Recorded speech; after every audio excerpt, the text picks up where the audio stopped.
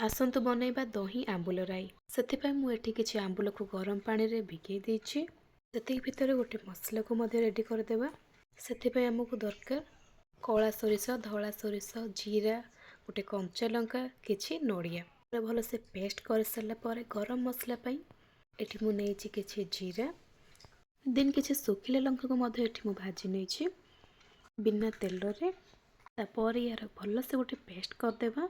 Then गोटे bowl रे किछि दही, लूण, कला लूण, चीनी, बनई से मसला आ किछि कोरा नड़िया बाटी मसला साइड रे रखी एठी मु फुटण रे नेछि पंच फुटण, भृसंग पत्र, सुखिला लंका और किछि हिंगु।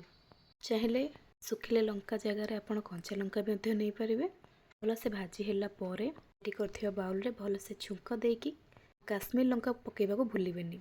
पकई पारिबे नहले नहीं, केवल किछि भल कलर पाई। एठी आंबुल को पकेकी भल से मिसई देबा।